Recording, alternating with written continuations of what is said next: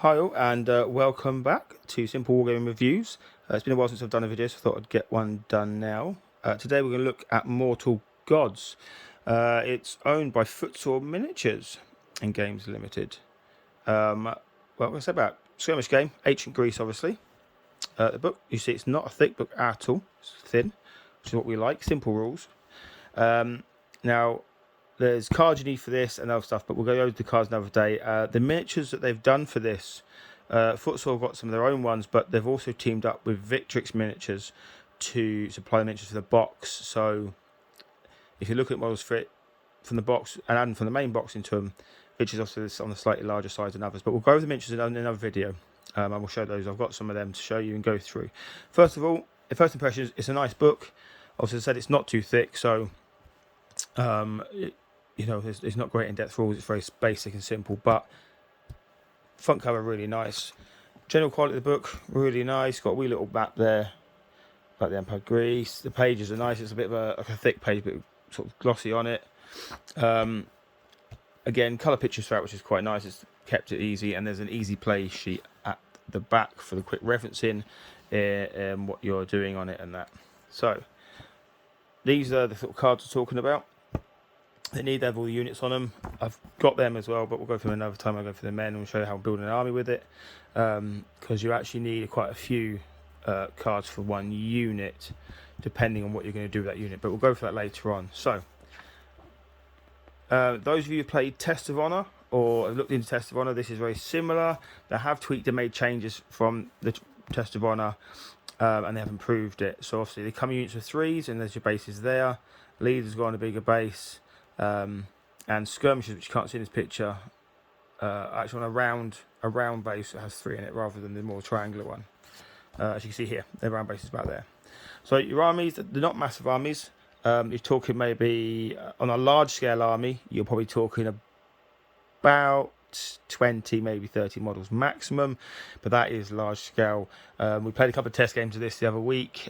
Gaming club, or gaming day, should I say, that I run every now and then. And they were, we played 2 games, played well, run through them. A few rules we got wrong, but we've got to look up to them. Okay. We'll keep going, we'll just learn the rules.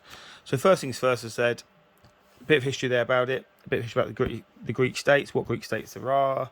At the moment, you're starting off with the Spartans and the Ephesians, but they are bringing others into it, and there are other ones out there and coming in. So, nice set of rules. Again, you've got your dice. These are your wound counters, your dice. So you're not using your D6s or like that. You're using these dice that come with it for hits and stats and criticals and that. So I'll go over that in the rules as we go along. And again, picture of the cards for your leaders, your Locargoses, and then you've got other omen cards and that. So basic force, wee little force there. You've got your javelin guys, your slingers, and then you've got your hoplites there. With it could be a single hoplite, and then obviously your Lochaos there. If I'm pronouncing it wrong, I do apologise. It happens, unfortunately. It comes with 2 movement sticks, which is quite nice.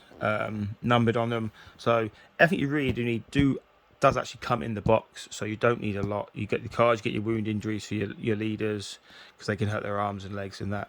You also get not the bag, obviously, but you do get the counters, and the counters represent what unit's going. So this rule set is one where you put all the pebbles, as it were, inside a bag or hat or whatever, and pull one out. And depending on what you pull out, represents what you can do. Whether you can do a support unit, your hoplites, or your hero. So it just depends on what you pull out. The rules as they go are quite nice. They're very simple. I say, you can move, you can charge, your range is depending on what weapon you've got.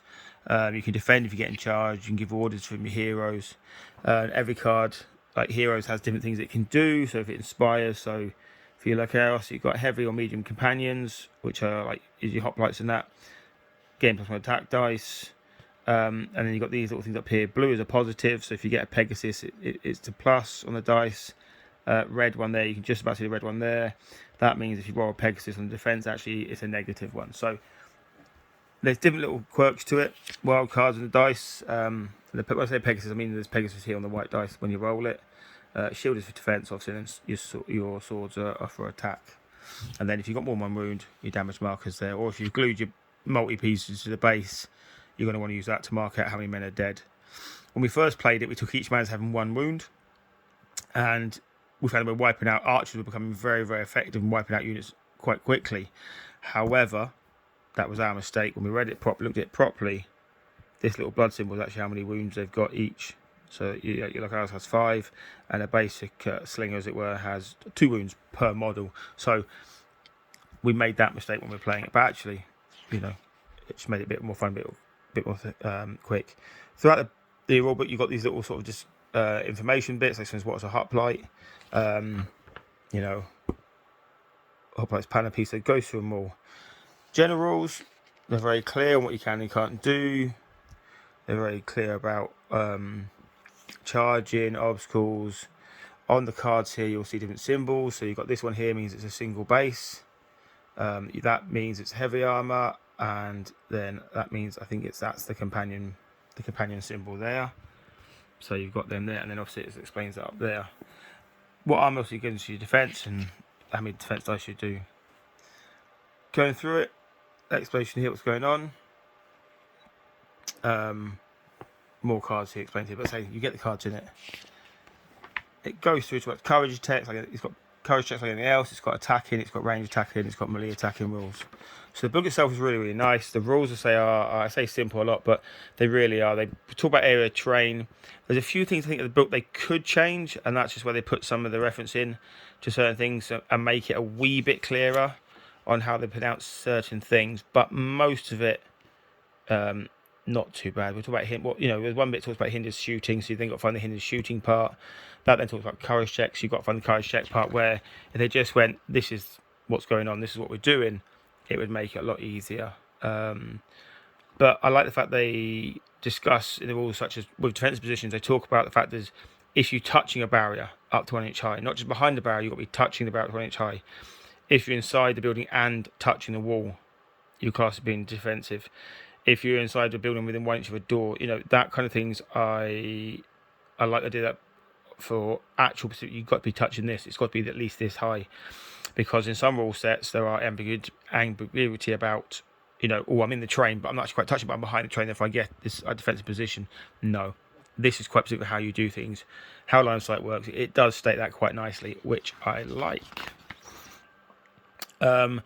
It talks about grouping up your warriors, about bringing the flanks in, so you've got to have 3 units to make a phalanx. It talks about, there's another card for that, but again, I'll go for the cards another time, and I'll go for the models as well.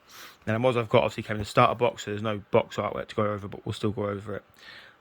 The nice thing in the book, like a little omens card in there, which allows you to pull, if you pull out a certain pebble, I think it's the red pebble, in fact, it is a red pebble.